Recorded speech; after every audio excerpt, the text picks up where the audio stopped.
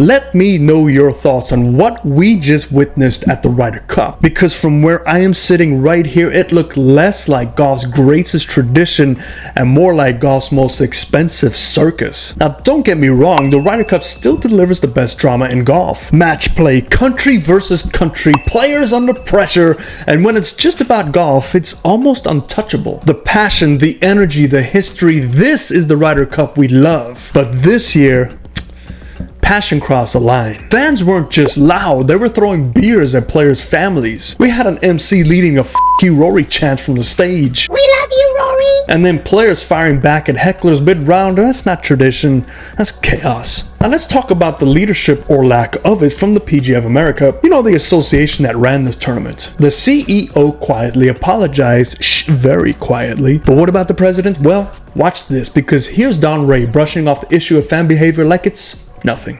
Isn't that nice to see, especially because this week some of the fans' behaviour has perhaps crossed the line in some people's opinion. What have you made of that?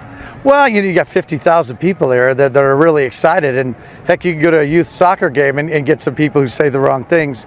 You know, what we tell the fans is, listen, booing at somebody doesn't make them play worse. Typically, it makes them play better. And when our American players have to control the crowds, that distracts them from playing. So our message today to everybody who's out here is cheer on the Americans like never before, because that'll always get them to play better and get them out of crowd control and let them perform. What have you made of some of the fairly personal abuse, though, that has been hurled at Rory McIlroy in particular? I haven't heard some of that. I'm sure it's happened. You know, it happens when we're over in Rome on the other side, and Rory understands. I thought he handled the press conference yesterday amazingly. But yeah, things are like that are going to happen, and I don't know what was said, but all I know is golf is the engine of good. That's what we get. A corporate smile, a deflection, and zero accountability. Protect the brand, not the players. Got it. And since we're talking Don Ray, let's watch the same president talk about how all the Ryder Cup money goes back to charity right here. Certainly PGA HOPE helping our patriots everywhere, right? Free golf lessons endorsed by the VA to make sure that we're saving lives. Saving lives. I know, right? I love what we do with this tournament. It's a fundraiser. It's all going back to charity. It's all going back to charity. That's what the PGA of America is, you know. Really?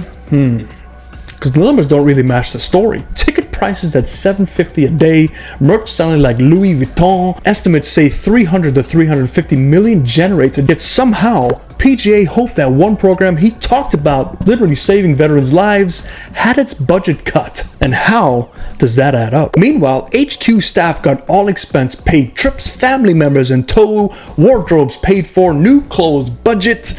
So cut from the veterans, pay the players, dress up the staff, and then tell us with a straight face that all of it goes back to charity. Got it again. Here's my line. Look, passion is fine. Chants are fine. But abuse? Nah. Throwing objects?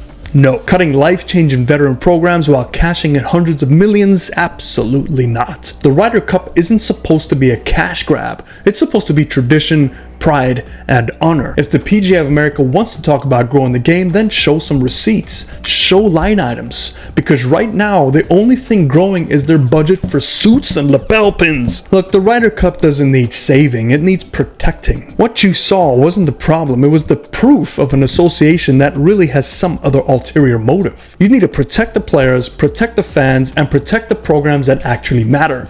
Because if we keep going down this road, the Ryder Cup won't be golf's crown jewel. It'll be golf's most overpriced, overhyped corporate circus. And let me know your thoughts down below.